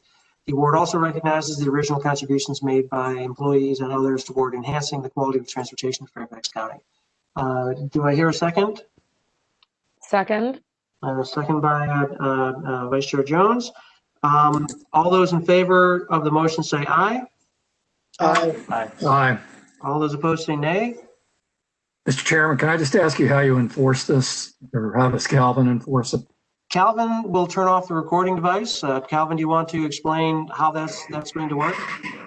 Yes, Brian and I will remain with you during the closed session, and purpose is just, for us to talk about the award only, so we cannot discuss about anything else. So please keep that in mind. If we do, then we violate of the motion. So if anybody were to try and dial in, they wouldn't be able to get in. You control that, it's closed. I can control that. I can, I will monitor that, and I will let them know that we're in the closed session, and I can, for lack of a better term, kick them out in this session. And Calvin, if somebody does dial in, odds are against it. But if they do, you can immediately break into our conversation and say somebody's dialed in. And yes, I will. All right, thank you. At this point, I think I might ask Tanya, because she is one of our staff person here, and she is helping us with all the support. So if Tanya, if you listening, you can you don't have to participate anymore, and you can go out at night. But thank you very much for your help and support. Yep. Good night, all. Thank you, Tanya. Appreciate it. Thank you. Thank you. Okay, with that, I can start. Were we at the point to call the question on the motion then? I think so. All right. Yes, I guess that was the debate. So the motion's been seconded. We just had debate on the motion. If there's no other debate on the motion, all those in favor say aye. Aye. Aye. All those opposed? All right, the motion carries unanimously. Kevin, let me know, please, when the recording device is turned off so we can begin the conversation. All right, I'm turning it off the camera. Event recording is in Yes, sir. progress. In accordance with Virginia Code Section 2.2 through 3712, I move that the Transportation Advisory Commission members certify that, to the best of each member's knowledge, only public business matters lawfully exempted from open meeting requirements under the Virginia Freedom of Information Act, and only such public business matters as were identified in the motion by which the closed session was convened were heard, discussed, or considered in closed sessions. I make such a motion. Do I hear a second? Second. Second. Okay. All those in favor of the motion, is there any discussion on the motion? Hearing none. All those in favor of the motion say aye. Aye. Opposed? Nay? Motion carries unanimously. Okay, we are now back in regular business here. It is now the time we wanted to adjourn, so let me go here quickly. I've mentioned we talked to, Mary Pauline and I talked to Chairman Alcorn, talked about some of the things that he had priorities there. It was very pleasant conversation. He looked forward to working with us there, so that was very encouraging. Not surprising, but very encouraging. Talk to him about specifically about our bylaws, what I want to do. As Kevin has said, the TAC is good at kicking things down the road sometimes, but what I want to do is hold our bylaws for a little bit until after our work session, because we may find some things we might want to tweak or look at in the bylaws after having had our offsite. I talked to the county attorney about it as well too. We're under no obligation to have, there's no deadline by which we have to have them done. It's most likely outcome is we make no changes, because I think JD did a very good job on the bylaws. We've looked at them, but I do want to sort of have them off to the side. Once the offsite is done, then we look at the bylaws, make sure we're okay. I'll read them. If there's some concerns, I'll come to the commissioners there.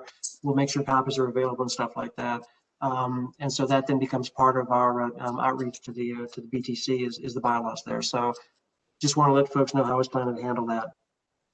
I have been invited to join the board of the Dulles Area Transportation Advisory Association. I've accepted, and as of like Wednesday, I'm now on the board of data. So weehoo! Just want to let folks know the Connect DMV program that I've been involved in a bit with some TDM type stuff. They've actually come out with a program on sort of flexible scheduling. And they're trying to encourage participants in that. It's aimed at companies, although they have talked to, they would like to involve the federal government. I actually know some folks in DHS who are involved in telework and TDM activities. So I'm going to reach out to them to maybe help them get included as well. The December 8th BTC meeting, a third of it we just went over with the curbside parking study. The other was the 495 Next, which we talked about there. And the third was the Silver Line bus service plan recommendations for connectors there. Again, that's for the Silver Line. I talked very briefly also, as I stated, with the attorney. There is work going on about being able to do electronic meetings even after the pandemic is done. Stay tuned. We should be able to have this in our repertoire going forward. So that's all I had for the chairman's report. Hey, Mike. Yes, go ahead. Just related to that, something I've been thinking about. I think I don't know what the tax role is in this, but as we move back to in-person meetings, I think that the recordings of these, whether they're audio or visual, are an important good government transparency thing. Mm-hmm. And so I think it should be something that the county looks at going forward, and whether the TAC is the right group to advocate that, or for others to advocate that, but just something as we think about how we're moving back into in person. I think we ought to be able to. We're a very good group for doing that. Well, not necessarily the only ones, but we found them very effective, and I think it's very important that we maintain this in our toolkit. Pete, I see you on the screen. I know you agree because you said it many times in the past, but yes. You haven't changed your mind, have you? I know I haven't changed my mind. I'd hate to be having this meeting at 9:53, but you're sitting out there in the FC dot headquarters and having to drive home. So I like the idea of electronic meetings. Yes. Well, that was when Mike and I had our discussion. That was definitely something that I proposed. Regardless of whether we wanted to do it or not, we need permission from Richmond first of all. But it was brought up that it was something that was going to be discussed in Richmond. Well, I think I was thinking more in terms of what the county's technology is for in-person meetings. So if we're still meeting in person, what is the community's access into a group like this and to others? And so I think like we can watch these meetings, we can watch the Trails meetings through YouTube, and I think that's a really important transparency of what we're doing and access for people who are interested in these issues. And so I think whether we're sitting in a room together or online, I think that it should be more accessible to everyone. I can give you a general answer to that. So when we are in person, the Disability Service Board, for us to have access, we need to have microphones in front of every single member so that it can be translated for those of hard of hearing, and then also then the interpreters are able to communicate. And one of the limitations we have meeting in person is that the county only has 2 sets of those microphones at a time, which limits, we can't meet opposite other groups that need them. And so I know as far as I understand, for us to do this, even when we are meeting in person, would require the board to spend a good amount of money making the microphone so that what everyone says is recorded, since in person we don't speak into microphones like we do currently. And I'm not opposed to your idea at all. That's just me speaking anytime we advocate for spending more money, naturally we get a little pushback in relation to budgets.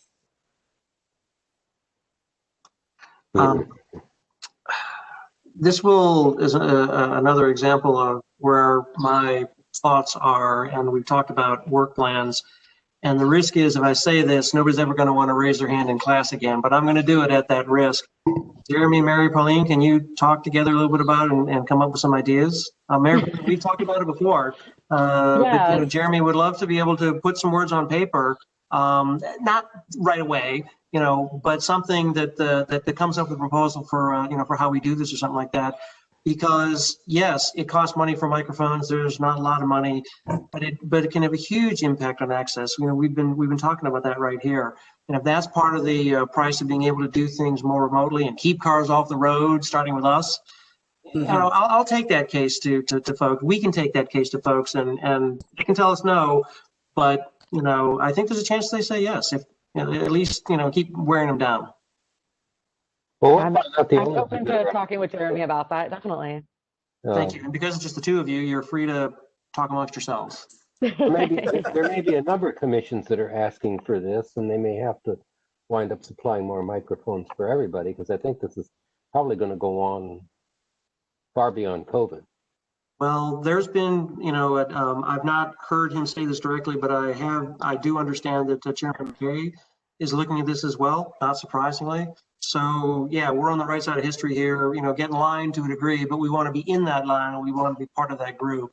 We certainly don't want to be left behind. So I think now is exactly the time to make sure we do this kind of stuff. Okay. The next thing I wanted to talk about was the agenda for future meetings. We have been talking for a while about having Stephen Tarditi come back to us to talk about another economic development activity or study. When he came in over the summer, we were talking about the Silver Line. And again, I want to give Kevin credit there for coming up with the idea. I think it was a great conversation there to make sure we've got a foundation of the economic activity, economic strategies that's taking place, so that we have that in mind as we, look at transportation issues and things like that. He should be available in January to come talk to us. I think that's a good thing to do. And also we talked about Uber and Lyft, but I want to put something else on the table, and I've written it in the margin on my my agenda previously, but a number of folks brought it up here, and I agree completely. Sort of the essential, buses primarily, transit, in the pandemic.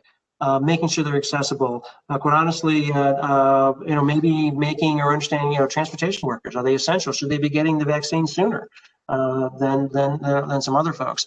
I think we should talk about that, and I think we should talk about it sooner rather than later, because the longer we wait, admittedly, our role here is not single-handedly going to change the tide of history and make buses more available to folks who need them, but why wait a month when folks are suffering right now? So I'm actually thinking of suggesting we try and do that at our next meeting.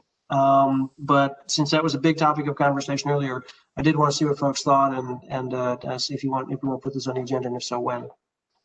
So I'm more wondering if putting that on the agenda for January, if it might already have passed everything by then. I'll be sitting on a call tomorrow night where the state of Virginia discusses when those in the disability community are getting the vaccine. And as far as I understand, a lot of this is going to be determined on when the vaccine comes in the numbers. Mm-hmm. But the priority order for Virginia, at least, my understanding is has already been determined. Yeah.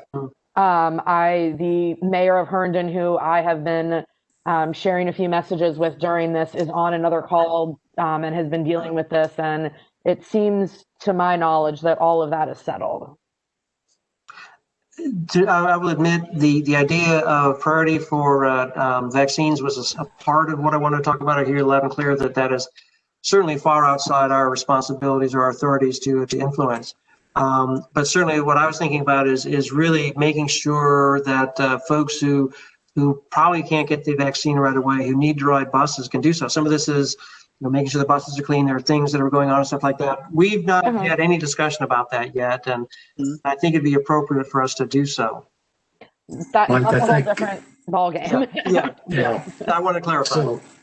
So I think, taking Mary Pauline's point, we dropped the vaccine issue, but if you feel you can pull whoever we need to for January on the bus service, go ahead.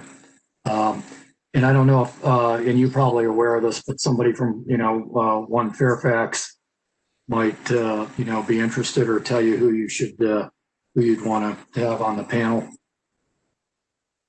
Okay. Calvin, some of this was going to be, obviously FCDOT, and the Fairfax connector there. I know we're just sort of making this up as we go, but I think there's also some pretty obvious folks. I don't know, Kevin, Calvin, do you have a contact in One Fairfax that we could reach out to have them come? I mean, who do you think we should have come to basically sort of a bus conversation, COVID bus conversation? I will have to ask. I don't know, but I will have to ask the chief of the transit division. So you want to talk about bus service and COVID, right? Yeah, basically, what kind of things the county is doing or planning to do to make, and I'm focusing on buses because I think it's the metro is, a lot of big pieces going on out there, and we sort of blot out the sun. All we do is talk about the metro. And I think a lot of the folks we're talking about here, Kevin, the folks that you're talking about who need transportation, I think a lot of them are on buses. And so I'd like to focus on what the county is doing to make bus transportation as safe as they can and attract riders as best they can, as we go through the pandemic. Would that be someone from the equity office, the equity officer's office? Sure. One Fairfax is what I had said, but Mike, also just quickly, if I think you also have to have the discretion, if we agree to do this, you have to have the discretion. If you can't get the right people, then you have to have a backup agenda ready to go. Mm-hmm.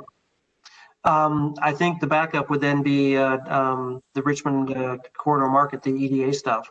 Now, and I don't want to get into this conversation because it's already getting late, although we're not as late as we have been, although we soon will be the way things are going here. Our meetings have been long, and we're able to do this because of your motivation level and your enthusiasm, for which I'm extremely grateful, but also, as Pete points out, because we don't have to drive. But I don't want 3-hour meetings every month. We've got work sessions, that we can do and stuff like that. And some of this is finding our sea legs and things like that. I got it. So I'm reluctant to put 2 items in the agenda. If we talk about buses, I think that conversation could be a long one. And we'll also, at that point in January, be talking about what we want to do for the offsite. So I think those would be our 2 agenda items in January. If we can't do the bus thing, Kevin, I appreciate your point. Then I think, we go with the Richmond Highway EDA activities there. Great. Okay. Do it. Okay. Kevin, do you know somebody in One Fairfax that we can point to, or Calvin? Because you always like to be able to call somebody up if you know somebody, if you do. I do not. Rely on Calvin. That's why I suggested somebody from the Chief Equity Officer's office. I may be saying their job title incorrectly, but I think I can't remember her name, but I believe she's responsible for the implementation of One Fairfax across different disciplines. Okay, all right. That sounds like the person we'd like to try and find. She's a county employee, right? I believe. Yes. Carla Bruce. Carla Bruce. Thank you. Okay. I often reach out and talk to potential participants. I don't always. Calvin, in this situation, since it's a county person, I'd be grateful if you could reach out, at least, find out a little bit about what they're doing and if there's an interest there. And if there is, at least they're willing to entertain the idea, then I'm happy to talk to them and see if we can put an agenda together. Can you establish that connection, please, Calvin? Yeah, sure. Yes, and I will talk to Tom about this. I think Tom would be the best person to help us. Yeah, in the situation. That would be perfect then. That'd be perfect. I appreciate that. Someday fairly soon, we'll probably talk to Uber, Lyft, and Via, but I don't know what that agenda is going to be yet. I've got some ideas there. I don't want to talk about that at 5 after 10 at night, unless somebody really wants to talk about what we want to do with Uber, Via, and Lyft. But I think they're no earlier than February and probably at least a March thing if we do that. I'm good with it. My idea, I'm good with it. I just would like to get them in at some point. Absolutely. And what I will do is, and should do this at the January meeting, is come up with suggested discussion. We could talk about anything. So I'd like to be a little bit more focused with them. Make sure we agree that, these are the things we want to talk about. So any specific things, any ideas anybody specifically has about who they like to talk about with Uber, Via, and Lyft, just send them my way, just a quick email, and I'll put that together into a list of potential discussion topics that we can then discuss with ourselves first, and then Uber, Via, and Lyft. Okay. Let's see here. I think that's enough for the agenda right now. The alumni letters of service. We'll get the letters out. We've talked about Jeff. Roger, I appreciate you putting some together earlier. I'd like to be a bit more friendly. I don't know, whatever the word is, but I think with Jess, we want to craft a little bit. JD did some good work as well there too. We'll try and have those here soon to be able to go forward with the letters of service. And that's what I have finally. What I'll do now is open it up to commissioners. Any updates? We can go through the order I see you are on my screen. I guess if that's okay. And Kevin, since you're the one that last spoke, that's you. Anything to bring up? I think I'm good. Thank you. Okay. Linda Sperling, you're next on my list on my screen. I'm good. Okay. Alexis? All good, thanks. Okay. Oops, a sec here. I went through. It's all Jeremy. Just very quickly, I had a follow-up related to when we talked with the transportation benefit folks, and this is probably more for Calvin. There was a request at that time. There were just, I think it was Anna had said there were some studies related to commuter feelings concerning barriers to transportation modes. So I think that's still outstanding. I think it's if that exists, it's an importance. And if it doesn't exist, it's an importance as Active Fairfax moves forward. So if we could do another follow-up on that, I guess that's for Calvin. Or Calvin. Yes, okay, thank you. I will follow with you down there. Okay. I sent you something back then when she was forwarding a survey or something. What was it? Was it? Yeah, I haven't seen anything related to that. Okay. That's all I have. Right. Thanks. I will check with her. Okay, thank you. Okay. Thank you, Jeremy. Appreciate it. Roger. Let's adjourn. All right, hang on a second here. We just got a couple more folks to go through here. Mary Pauline? I was just going to second Roger. Okay. I know where we're going here. Pete, anything you want to inject in here at great personal risk or great personal peril?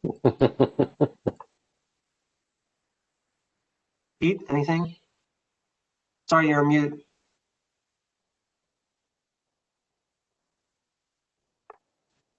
I'm sorry to waste those couple of seconds. I have some opportunities moving forward, but I'll just share with them one-on-one with you.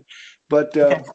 I just want you guys to know that Lee District, which some woman named Alexis Glenn, and Mount Vernon District are playing nice together to work on a boundary road, North King Highway, and see if we can make it better. So, yeah, that's all. Woo woo. Thanks for the shout out, Pete. Yeah, well, it's something that Mount Vernon wants to do, and it's something that Lee wants to do, and working together, maybe we can get something done. Okay. Yay. All right. Let's see, just a couple more here. Eric, anything? Nope, not tonight. Okay. Now, all the screen's been jumping back and forth. I think Kelly, our newest member, is the last one to be called upon. If I miss somebody, speak up. If you want to speak up, but Kelly, you've got the last word from the commissioners here if you want to say something. My last word is done. Thank you. I love it. What are 4-letter A words? woman of few words. There we go. Mike. I don't think I've missed anybody here.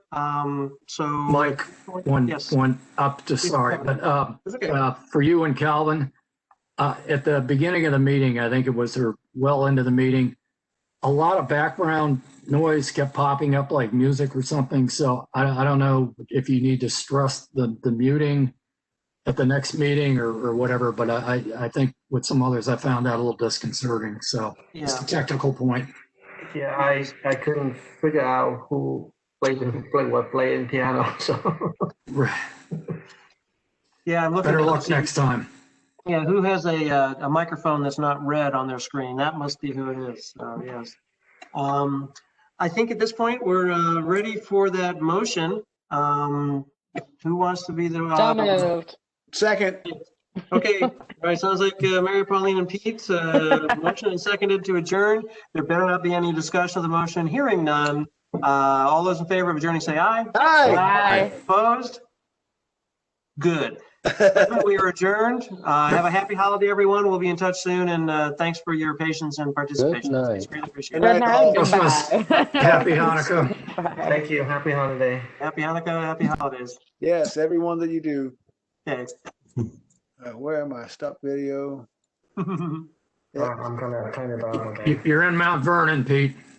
Oh, can't prove it by me. Good night, Kevin. Good night, Kevin. Good night. Good night, Pete. Good night, everyone.